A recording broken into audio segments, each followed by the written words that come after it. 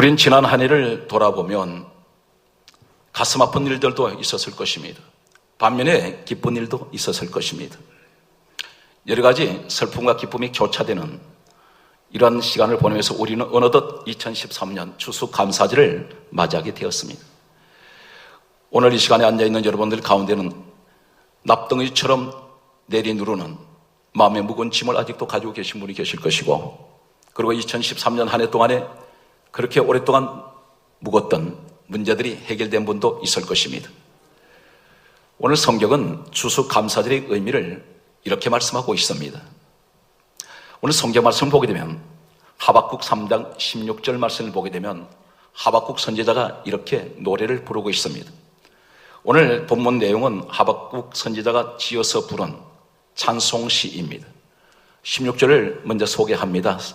하박국 3장 16절은 내가 들었으므로 내 창자가 흔들렸으며 그 목소리로 인하여 내 입술이 떨렸도다, 이렇게 말하고 있습니다. 그러면서 동시에 하는 말이 무리로 인하여 우리를 치러 오는 환난 날을 내가 기다림으로 내 뼈에 썩이는 것이 들어왔도다. 그렇게 말하면서 내 몸이 내 처소에서 떨었노라, 이렇게 말하고 있습니다. 오늘 이 말씀이 어떤 것입니까? 하박국이 기뻐서 노래하고 있습니까? 아닙니다. 사방에서 수많은 무수한 적들이 자신을 향해서 공격해 들어오는 이것을 그는 기다리고 있습니다. 그리고 그것을 바라보면서 이 사람 말합니다. 나는 아무것도 없습니다. 무화과나무가 무성치 못합니다. 포도나무에 열매도 없습니다. 감람나무에 식물이 없습니다. 소출이 없습니다. 그리고 그가 고백하기를 밭에 아무 식물이 없습니다. 그리고 그는 계속해서 이렇게 말합니다. 우리의 양이 없습니다. 외양간에는 소가 없습니다. 그럴지라도 이 사람이 이렇게 고백하고 있습니다. 계속해서 말하는 이 하박국 선지자의 노래는 어떤 노래입니까? 하박국 3장 17절은 다음같이 말하고 있습니다. 비록 무화과나무가 무성치 못하고 포도나무에 열매가 없으며 감람나무에 소출이 없으며 그리고 밭에 식물이 없을지라도, 그리고 우리의 양이 없으며 외양간에 소가 없을지라도, 계속되는 18절에 이렇게 말하고 있습니다. 비록 그럴지라도, 이 사람 하는 말이 나는 여호와 하나님으로 인하여 즐거워하며 내 구원의 주를 위하여 인하여 나는 기뻐하리로다. 그러면서 계속해서 고백되는 그의 노래는 이렇게 마감이 됩니다. 주 여호와는 나의 힘이시라. 내 발을 사슴 같게 하사 나로 나의 높은 곳에 다니게 하리로다. 우리에게 추수감사절을 맞으면서 이 말이 우리의 노래가 되어야 됩니다. 나는 지금까지 환난 가운데 있었습니다. 여러 가지 시련과 어려움 속에 있었습니다. 그러나 나는 아무것도 가진 것이 없습니다. 여러 가지 농사를 지어봤습니다. 다시 말해서 사업을 통하여, 직장을 통하여, 자녀를 통하여 내 가정에 지금까지 한 해 동안에 많은 수고를 했습니다. 그러나 나는 지금 아무것도 가진 것은 없습니다. 그러나 나는 세상에서 아무것도 가진 것 없는, 세상에서 볼 때는 실패자지만 하나님이 나와 함께 하시오니 나는 즐거워합니다. 나는 기뻐합니다. 그러므로 주는 나의 힘이시요, 반드시 하나님은 내 발을 높은 곳에 두사 사슴같이 뛰며 하나님을 찬양하게 하실 것입니다. 오늘 이것이 하박국 선지자의 고백입니다. 사랑하는 성도 여러분, 지난 한 해 동안 무더니도 많은 힘든 시간을 보내셨을 것입니다. 그러나 하나님 반드시 여러분을 2014년 신년 새해는 우리가 내년에 추수감사절을 맞이할 때 하나님 참으로 감사합니다. 내가 그동안 오랫동안 기다렸던 내 발을 사슴 같게 하사 높은 곳에 다니게 하시는 2014년 한 해를 맞이하게 해주셨고, 추수감사절을 맞이해 주신 2014년 추수감사절 우리는 기다립니다. 추수감사절 유래를 잠깐 소개하겠습니다. 우리가 막연하게 추수감사절 그러면 아무 의미 없이 지내는 분들이 계십니다. 하나의 지나가는 예배로 보는 분들이 있습니다. 그렇지가 않습니다. 추수감사절의 유래는 다음과 같습니다. 1620년 영국 웨일즈항을 떠나는 두 척의 배가 있었습니다. 한 척의 배는 황금을 찾아서 떠나가는, 다시 말해서 돈 벌어서 잘 살아보겠다는 세상 육신의 욕심을 가지고 탐욕을 가지고 떠나가는 스티브 월로우라는 남미로 가는 배가 있었습니다. 또 한 척의 배는 신앙의 자유를 찾아서 북미로 떠나가는 메이플라워가 있었습니다. 이 메이플라워에는 153명의 사람이 승선하고 있었습니다. 메이플라워는 어디로 가야 될지 모릅니다. 그러나 무조건 이 사람들은 신앙의 자유를 찾아서 떠났습니다. 그들이 신앙의 자유를 찾아가는 것은 어떤 것이냐면 온갖 종교 박해를 받던 그들은 영국을 탈출했습니다. 그리고 우리는 돈도 중요하고 세상 것도 다 중요하지만 우리는 먼저 하나님을 마음껏 찬양하고 예배하며 기도할 수 있는 곳으로 자신들은 가고 싶었습니다. 그곳이 어딘지는 몰랐습니다. 그런데 이들은 1620년 12월 20일 그들은 미국에 있는 보스턴 항구 옆에 있는 작은 프리모스 항구에 도착하게 됩니다. 혹한의 눈보라 속에서 그들이 프리모스 항구에 도착했을 때 153명 가운데 106일 만에 도착한 그들에게는 50명이 굶주림과 추위 속에서 죽었습니다. 남아있는 103명은 프리모스 최초로 미국 땅을 밟게 됩니다. 그들은 혹한의 눈보라 속에서 나무를 잘라다가 하나님의 교회를 먼저 지었습니다. 그리고 교회를 중심으로 해서 자신들의 집을 지어나갔습니다. 이듬해 봄이 왔습니다. 그들은 영국에서 가지고 온 밀과 그리고 감자 그리고 옥수수 종자 씨를 땅을 개간해서 거기다 심었습니다. 가을이 돌아왔습니다. 그들은 미국 땅에서 처음으로 수확한 오곡백과를 가지고 하나님 앞에 나가서 예배를 드렸습니다. 이것이 최초의 추수감사절의 시작입니다. 이들 가운데서 103명이 그들의 미국 땅에 밟았지만 한겨울이 지난 동안 50여 명이 동상으로 그리고 굶주리며 추위 속에서 죽었습니다. 남아있는 사람들 가운데는 심한 동상으로 인해서 팔다리가 절단된 사람들이 있었습니다. 그러나 그들은 하나님 앞에 감사했습니다. 이들이 바로 누구냐면 오늘날 저 미국을 건설한 위대한 청교도들입니다. 황금을 찾아 떠나갔던 남미로 갔던 서티볼로에 타고 있던 사람은 지금은 어떻습니까? 남미는 어떤 것입니까? 경제적으로 완전히 몰락했습니다. 그들은 결국은 돈을 찾아 떠나갔던 그들은 신앙의 자유도 잃어버렸고 돈도 찾지 못했습니다. 황금도 찾지 못했습니다. 그러나 신앙의 자유를 먼저 우선하고 떠나갔던 저 북미로 갔던 메이플라워에 타고 있던 이 사람들은 오늘날 신앙의 자유도 찾았고 그들은 황금도 손에 쥐었습니다. 오늘 우리는 두 개의 길을 분명히 걷고 있습니다. 어떤 사람은 남미로 가는 사람이 있을 것이고 북미로 가는 사람이 있습니다. 이것은 뭘 말합니까? 남미로 떠난 사람은 돈을 찾아가는 사람이 있을 것입니다. 인생의 목적이 돈입니다. 그런데 세상 것이 다 중요하지만 북미로 떠나간 사람들 같이 하나님을 찾아서 예수 그리스도를 따라가는 이러한 사람이 있습니다. 이 시간 여러분들이 그 사람들인 것을 믿으시면 아멘 하시기 바랍니다. 오늘 성경은 우리에게 다음같이 말씀하고 있습니다. 시편 50편 14절에서 15절에 말씀하시기를 감사로 제사를 드리는 자는 하나님께서 이렇게 말씀합니다. 다시 말해서 감사 예배를 드리는 사람은 환난 날에 나를 부르라. 내가 너를 건지리니 내가 나를 영화롭게 하리로다. 무엇을 말합니까? 하나님께서 언제가 예배라고 말씀합니까? 제사가 하나님께 드린 제사가 어떤 것입니까? 감사할 때 이것은 곧 하나님께 드린 제사가 됩니다. 날마다 생활 속에서 불평하는 자리에서 이제는 하나님 감사제로 바꿔지게 하여 주옵소서. 이 감사하는 자리에서 하나님께서 말씀합니다. 항상 감사로 제사를 드린 사람은 반드시 인생의 환난이 찾아올 때에 나를 부르라고 말씀합니다.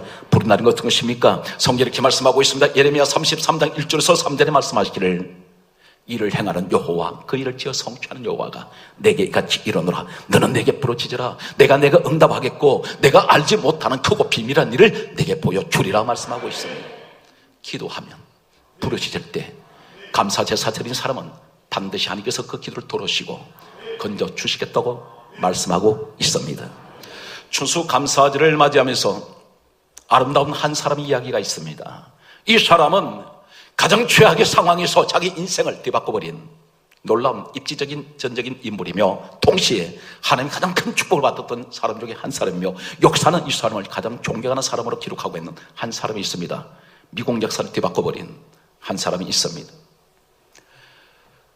1858년 뉴욕의 한 가정에서 한 아기가 태어났습니다. 그런데 이 아기는 태어나면서부터 세 가지 장애를 가지고 있었습니다. 소아마비였습니다.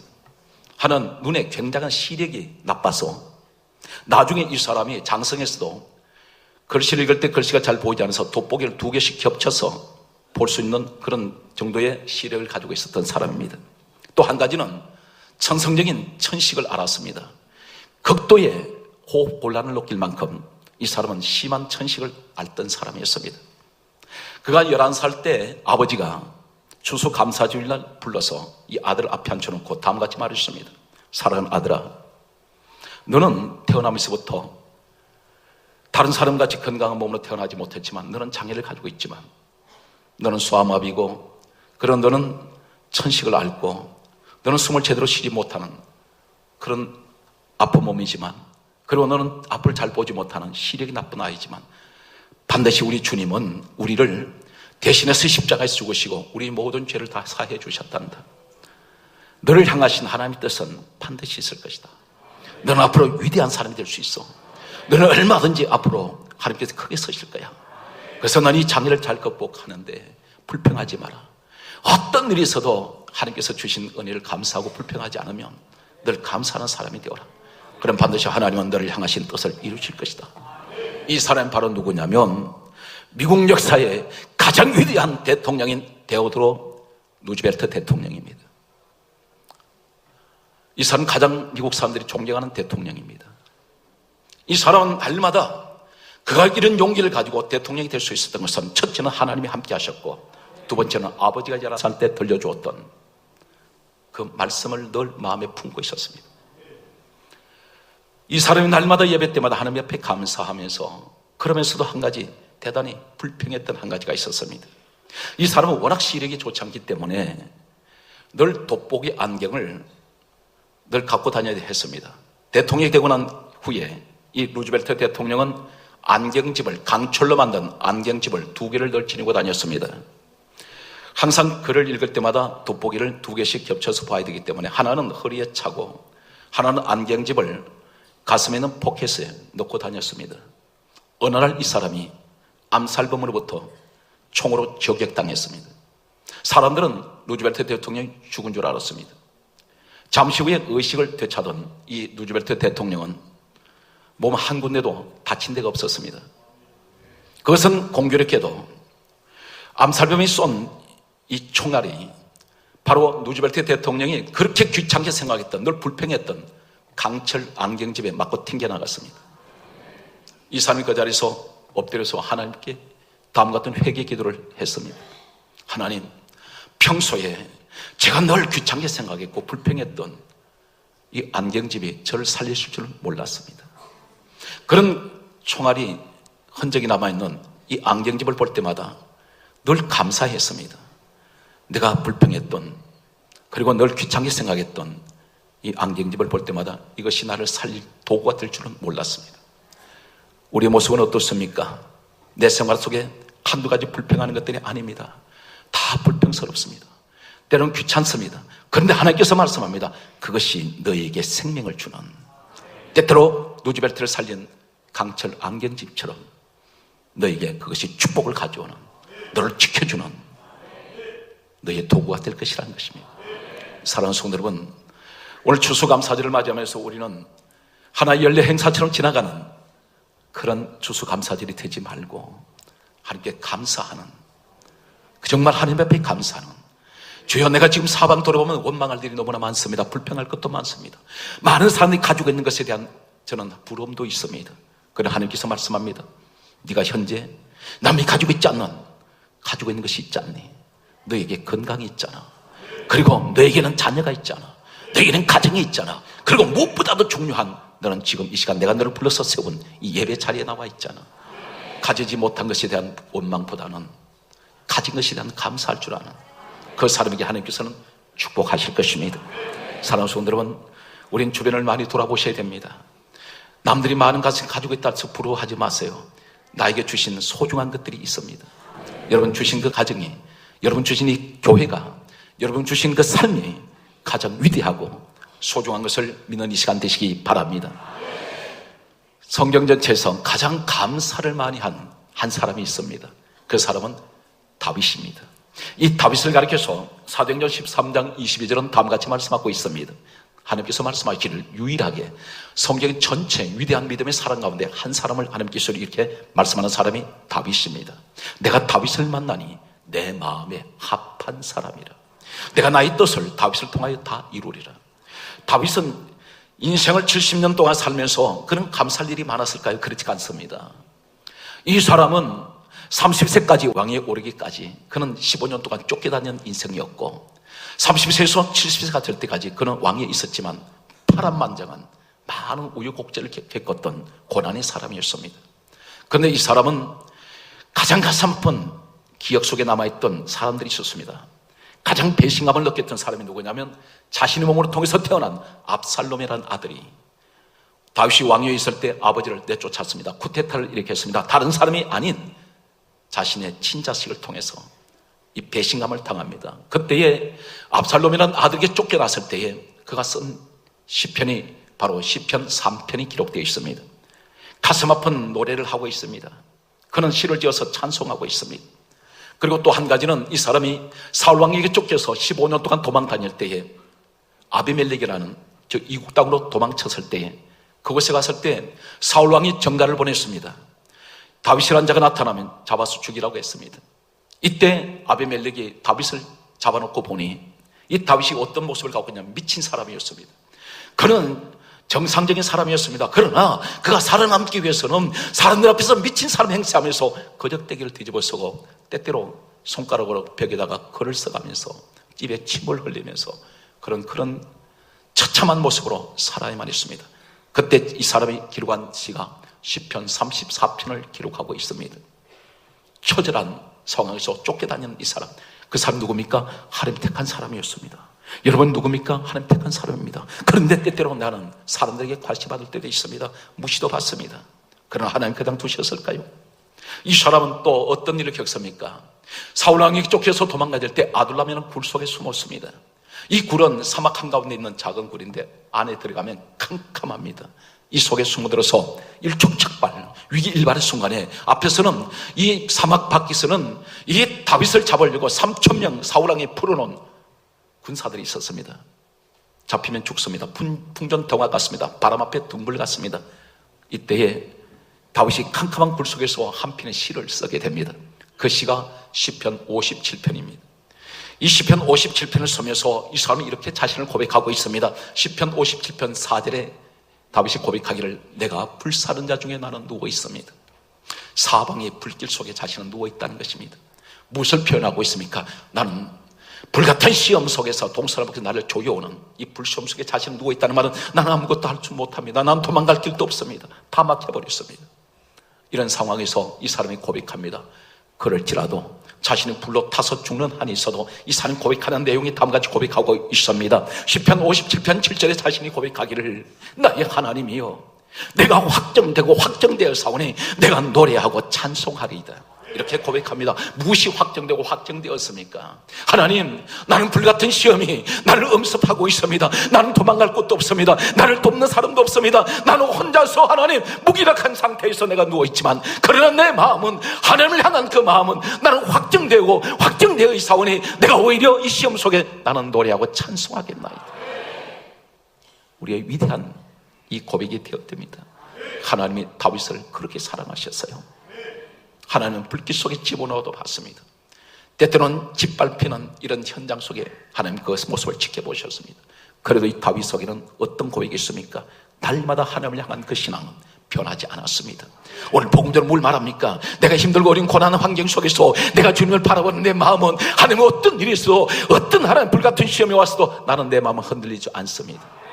이것이 위대한 다윗의 신앙 고백입니다. 이 사람은 결국 뭐라고 말하고 있습니까? 시편 57편 8절 이하에 계속해서 이렇게 고백합니다. 하나님께서 오늘 이 다윗이 하나님을 향해서 고백하는 이 내용은 이렇게 말합니다. 내 영혼아 깰지어다 비파이 수고가 깰지어다 내가 새벽을 깨우리로다. 새벽을 깨운다는 말이 무슨 말입니까? 새벽은 새아침이 밝아옵니다. 동이 트는 시간입니다. 어둠은 서서히 거치고 새날이 밝아오고 있습니다. 다윗은 어떤 신앙을 갖고 있나요? 하나님의 절대적인 믿음을 갖고 있습니다. 내게 불산자 중에 나는 누워있지만 그러나 내 마음속에는 하나님 주님을 향한 그 마음이 결코 변함이 없고 내 마음은 확정되고 확정되는데 왜 그렇습니까? 내게도 새벽이 밝아올 것입니다. 어둠의 권세는 다 지나가고 고난의 밤도 지나가고 내게는 새벽이 밝아옵니다. 그러므로 내가 하나님을 찬양하겠습니다. 오늘 사랑하는 성도 여러분, 여러분의 신앙 고백이 되시기 바랍니다. 계속해서 고백하는 이 다윗의 고백은 어떤 것입니까? 시편 57편 9절에 이렇게 말하고 있습니다. 내가 만민 중에 주께 감사하오며 열방 중에 주께 찬송하리이다. 만민 중에 주님께 감사하겠다 했습니다. 무엇이 감사할 일이 있습니까? 다윗은 아무것도 감사할 조건이 없습니다.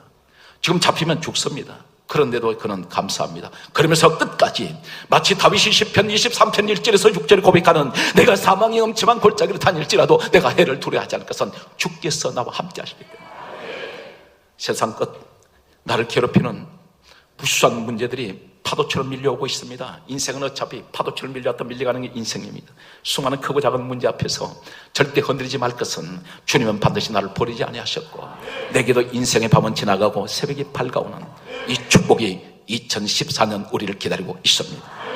우리가 기도할 때 어떻게 기도해야 됩니까? 성경이 이렇게 말씀하고 있습니다. 빌립보서 4장 6절에 말씀하시기를 아무것도 염려하지 말고 오직 기도와 간구로 너희 구할 것을 감사함으로 하나님께 아뢰라. 그리하면 모든 지각에 뛰어나신 하나님의 평강이 그리스도 예수 안에서 너희 마음과 생각을 지켜주신다 했습니다.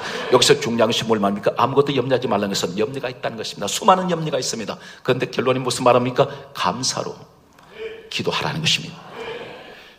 이 감사라는 성경의 단어는 히브리어로는 야다그, 헬라로는 안토모로 게오마이라는 뜻을 사용하고 있습니다.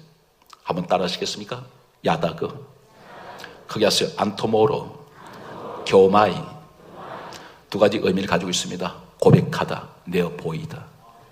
우린 날마다 입으로 시인하여 구원에 이릅니다. 항상 하나님 앞에 예배 때마다 감사 기도를 고백하라는 것입니다. 내 보이다는 건 무엇을 말합니까? 내가 가진 것에서 하나님 앞에 그 고백을 하고 내 보이라는 것입니다. 작은 예물을 드리더라도 하나님 이 예물 속에 내 감사가 있습니다. 내 정성을 주여 받아 주시옵소서. 오늘 성경 말씀을 계속해서 보게 되면 다음같이 말씀하고 있습니다. 디모데전서 4장 4절에 감사함으로 받으면 버릴 것이 없습니다. 매사가 감사로 받으면 버릴 것이 없습니다. 그러므로 골로새서 2장 7절은 우리에게 말씀하고 있습니다. 이렇게 말씀하고 있습니다. 믿음 위에 굳게 서서 감사함을 넘치게 하라. 믿음 위에 굳게 서는 사람은 감사함이 넘쳐납니다. 성경 계속해서 우리에게 말씀하시기를 다음같이 권면하고 있습니다. 데살로니가전서 5장 18절에 말씀합니다. 범사에 감사하라. 이는 그리스도 예수 안에서 너희를 향하신 하나님의 뜻이니라. 실화를 한 가지 소개하겠습니다. 이란 북부에 가면 지금 세계 최대의 다이아몬드 광산이 있습니다. 이 다이아몬드 광산은 여기서 채굴된 다이아몬드가 구소련의 황제 왕관에 박힌 다이아몬드입니다. 가장 큰 다이아몬드가 이곳에서 생산이 되었습니다. 이곳은 어떤 곳이냐면 이란의 산 중에 산이 있는데 첩첩산중입니다. 그 산골짜기에 한 농부가 살았습니다. 그의 부모님들이 물려준 조상 대대로 물려진 유산이라고는 민둥산인 산 거대한 산을 하나 남겨주었습니다. 이 산은 풀 한 푸기도 자라지 않습니다. 아무것도 안 자랍니다. 되는 것이 없었습니다. 그래서 이 땅은 한마디로 버려진 땅이었습니다. 이 농부는 늘 불평했습니다. 우리 조상들이 남겨준 것이라면 이 쓸모없는 이 땅들만 남겨줬다고 팔아도 팔리지 않습니다. 사가는 사람이 아무도 없었습니다. 이 사람이 꿈이 하나 있었는데 그는 늘 다이아몬드를 찾는 것이 꿈이었습니다. 어느 날 이 사람은 여기서 농사 짓는 걸 포기하고 그런 전국을 이란 전역을 돌아다니면서 다이아몬드를 찾으러 다녔습니다. 머리가 희끗희끗해진 그런 반백이 되었을 때 그는 반평생을 다이아몬드를 찾다가 포기해버리고 그는 다시 과거에 있던 부모님이 물려준 그 땅으로 돌아왔습니다. 모든 걸 포기했습니다. 체념해버렸습니다. 그리고 어느 날 폭우가 쏟아지기 시작합니다. 며칠 동안 계속되는 폭우 때문에 밖에 나갈 수가 없었습니다.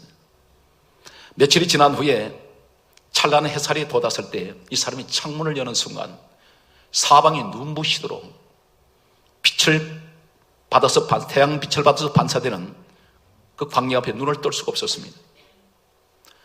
며칠 동안 계속해 쏟아진 이 폭우로 인해서 바로 부모님이 물려줬던 자신이 버려버리고 싶었던 그 땅이 온통 다이아몬드 광산이 되었습니다. 전부 물이 씻게 내려가서 드러난 것은 다이아몬드밖에 없었습니다. 사랑하는 성도 여러분, 무엇을 우리에게 가장 영적인 진리를 시사하고 있습니까? 나는 내 가정 때는 버리고 싶어요. 내 삶 자체를 버리고 싶습니다. 때로는 내 직장, 내 사업장 너무 힘듭니다. 이것은 아무것도 되지 않는다고 때로는 절망도 한 적이 있습니다.